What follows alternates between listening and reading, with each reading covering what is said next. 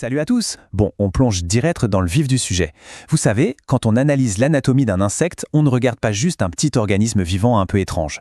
En réalité, on a devant nous un chef-d'œuvre absolu de la biomécanique. C'est un système optimisé par des millions d'années d'évolution. Aujourd'hui, on va faire un véritable décryptage de la salle des machines de cette architecture naturelle. On va parler du thorax. C'est littéralement le bloc moteur central, l'épicentre de la puissance physique qui permet à ces créatures de dominer presque tous les écosystèmes terrestres. Franchement, sans cette structure hyper spécialisée, la formidable diversité et la suprématie agronomique des insectes n'existeraient tout simplement pas. Alors on va démonter ce châssis pièce par pièce pour bien comprendre comment la nature a réussi à concevoir le parfait équilibre entre blindage, mobilité et aérodynamisme. Vous allez voir, c'est fascinant. L'organisation structurelle de ce macro-châssis est juste incroyable. Le thorax, il est calé très stratégiquement entre la tête, qui sert de centre sensoriel, et l'abdomen, qui gère tout ce qui est digestion et reproduction. Et c'est là, dans cette deuxième section du corps, que réside absolument toute la musculature surpuissante destinée à la locomotion. Regardez par exemple l'ingénierie des pattes, typique de ces hexatodes.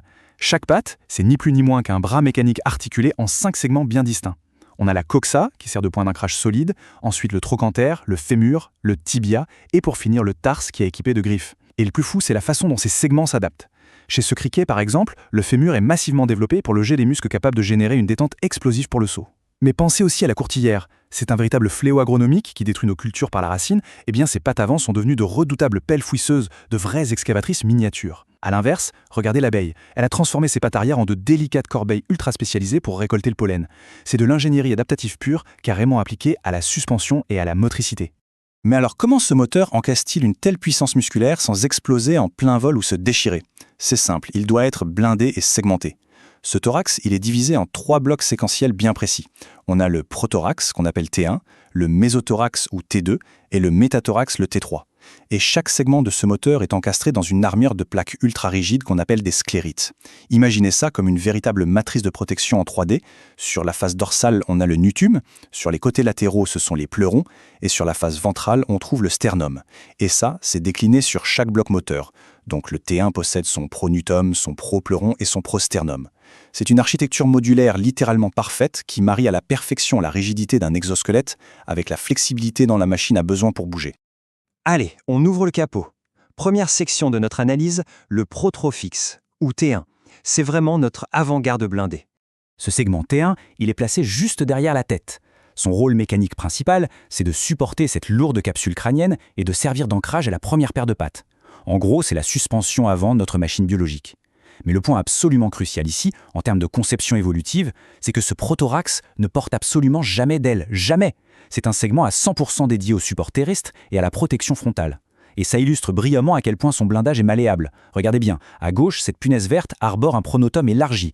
Ça agit comme un immense bouclier déflecteur pour protéger les articulations vitales de son cou et de ses pattes avant. Par contre, à droite, chez ce criquet, l'ingénierie part dans une direction totalement différente. Son pronotum est allongé de façon spectaculaire, formant un carénage aérodynamique continu qui unifie la ligne du châssis. Pourquoi? Pour optimiser ses sauts à grande vitesse, tout simplement. C'est exactement le même composant de base, mais réinventé pour des cahiers des charges fonctionnels totalement opposés. Et la nature ne s'arrête pas là. Poussons cette logique de blindage encore un peu plus loin. Sur certains modèles, comme chez les coléoptères, le pronotum n'est plus une simple plaque de protection, ça devient une cuirasse hypertrophiée. Il s'agrandit tellement qu'il forme presque toute la surface dorsale avant du thorax. Sur cette image, on voit clairement un pronotum trapézoïde massif. Et ce n'est pas qu'une question de structure. Ce blindage sert très souvent de toile de camouflage tactique. Voyez ces motifs en forme de faux yeux? Ce sont des leurres visuelles redoutables, développées spécifiquement pour tromper et effrayer les prédateurs. C'est carrément de la défense psychologique intégrée directement à la carrosserie de l'insecte. On passe au deuxième bloc. Section 2, le mésothorax ou T2. C'est le cœur du système, notre pont d'envol principal.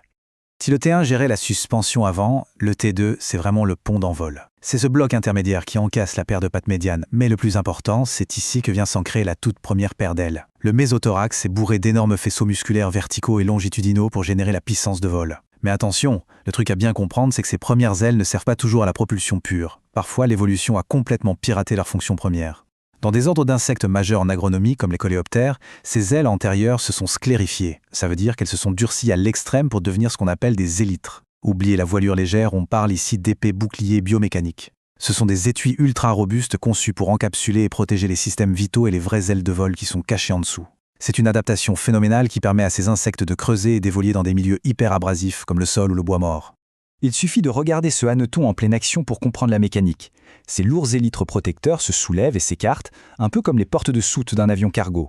Et c'est seulement une fois que ces boucliers sont verrouillés en position ouverte que la vraie merveille entre en scène. Les ailes membraneuses postérieures se déploient. C'est là qu'intervient une ingénierie vitale. Regardez le réseau de nervures sur ces ailes. Ce ne sont pas juste des petits traits dessinés au hasard, ce sont des tubes structurels qui pompent de l'hémolymphe et de l'oxygène, agissant exactement comme les longerons d'une aile d'avion. Elle donne à cette membrane, d'une finesse inouïe, la rigidité parfaite pour supporter la pression de l'air sans se déchirer. Ce contraste entre le blindage lourd et rigide du Tégu et la délicatesse absolue de la voilure, c'est ce qui crée un système de vol d'une fiabilité totale. Toujours sur la surface dorsale de ce bloc T2, on tombe sur une autre pièce maîtresse de l'ingénierie, le scutellum, ou l'écusson. C'est la portion arrière du mésonotum. Visuellement, ça se présente très souvent comme une petite plaque triangulaire, stratégiquement coincée à la base, juste entre les insertions des ailes ou des élytres. Pourquoi c'est là? Parce que c'est un point d'ancrage structurel absolument critique. C'est une vraie clé de voûte biomécanique qui aide à stabiliser les tensions extrêmes que subit le pont d'envol quand l'insecte est en phase de vol. Et vous savez comment fonctionne la biologie. Quand une structure est utile, parfois l'évolution pousse le curseur au maximum. C'est exactement ce qu'on voit chez la famille des Scutellariidae, qu'on appelle logiquement les punaises à écussons. Chez elles, le scutellum, ce n'est plus juste une petite clavette triangulaire discrète, il a été massivement élargi pour former un énorme dôme blindé qui recouvre presque tout l'arrière de la machine. C'est un bouclier impénétrable qui protège les ailes repliées en dessous, tout en offrant de vastes surfaces pour afficher des couleurs vibrantes et métalliques. Ces peintures de guerre sont un message clair pour les prédateurs. Attention, je suis toxique, passez votre chemin. Si on regarde du côté des hyménoptères, nos fameuses abeilles ou guêpes, le pont d'envol est immense, presque hypertrophié pour pouvoir loger une musculature de vol démentielle. Mais si on zoome vraiment à la base même de leur aile, on découvre une minuscule pièce qu'on appelle la tégula. C'est une toute petite excroissance en forme d'écaille qui recouvre l'articulation de l'aile. Elle a beau être minuscule, elle fait office de carénage de protection absolument indispensable pour les microcharnières et les nerfs sensoriels hypersensibles situés au point d'ancrage. C'est l'attention aux détails biomécaniques poussée à son paroxysme. Et nous voilà à l'arrière du vaisseau. Section 3, le métathorax, ou T3, le segment dédié à la navigation avancée et à la poussée. On descend donc sur le troisième et tout dernier bloc moteur, juste avant d'arriver à l'abdomen. Ce T3 porte la troisième paire de pattes, bien sûr, mais surtout, c'est le socle de la deuxième paire d'ailes. Et ça, c'est l'innovation technologique de rupture qui a permis aux insectes de littéralement dominer le ciel mondial. Selon les ordres d'insectes, le rôle de ces ailes postérieures a été modifié de manière spectaculaire. Dans une configuration classique, elles fournissent la poussée brute et la portance, en battantes de nières synchrones ou indépendantes des ailes avant. Mais la nature a osé une modification d'ingénierie radicale. Prenez l'ordre des diptères, les mouches et les moustiques par exemple. Chez eux, la voilure arrière a été complètement abandonnée pour la pucer.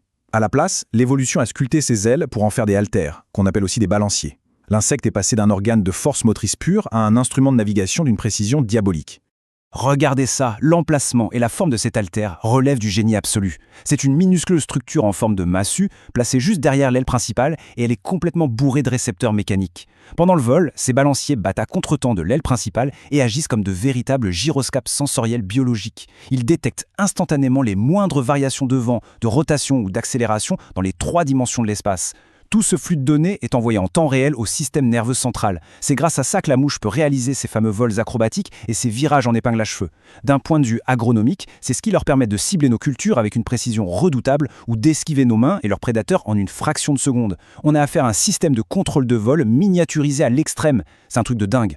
Et parce que ce bloc arrière travaille toujours en parfaite synchronisation avec le reste de la machine, ce métathorax est doté d'une adaptabilité structurelle remarquable. Chez beaucoup d'insectes, sa plaque dorsale, le métanotum, est assez réduite. Mais ça va plus loin. Chez certains coléoptères qui vivent sous terre et ont renoncé au vol, ce bloc moteur arrière est totalement escamoté, caché de manière invisible sous la lourde armure des élytres. Et si on regarde les guêpes du sous-ordre des apocrites, la fusion structurelle est totale. Le tout premier segment de l'abdomen vient littéralement se souder au métathorax pour former une structure hyper rigide qu'on appelle le propodéum. Pour faire une analogie, c'est exactement comme un châssis tubulaire qu'on aurait soudé de bout en bout pour maximiser la rigidité et ne perdre aucune énergie lors de la transmission de l'effort. Franchement, quand on observe le fonctionnement parfaitement coordonné de ces 3 blocs moteurs T1, T2 et T3, on ne peut qu'être émerveillé. Ce qu'il faut retenir de cette exploration, c'est qu'on n'est pas face à un bloc monolithique rigide, mais bien un châssis modulaire. Chaque segment, chaque plaque de blindage, chaque patte et chaque volure peut être indépendamment modifié, renforcé ou transformé en capteur high-tech par les pressions de l'évolution. C'est cette architecture biomécanique prodigieuse qui a permis de créer des excavatrices terrestres, des chars d'assaut miniatures et les acrobates aériens les plus performants de la planète. Le thorax de l'insecte, ce n'est pas juste une leçon d'anatomie, c'est le triomphe total de l'ingénierie sur la matière organique. Alors la question fascinante qu'on peut se poser pour conclure, c'est celle-ci. Sachant tout ce qu'on vient de voir, quelles autres frontières mécaniques cette conception modulaire pourrait-elle encore repousser dans les millions d'années à venir? Le génie de cette salle des machines est loin de nous avoir livré tous ses secrets. Abonnez-vous à la chaîne pour plus de contenu. Merci d'avoir regardé.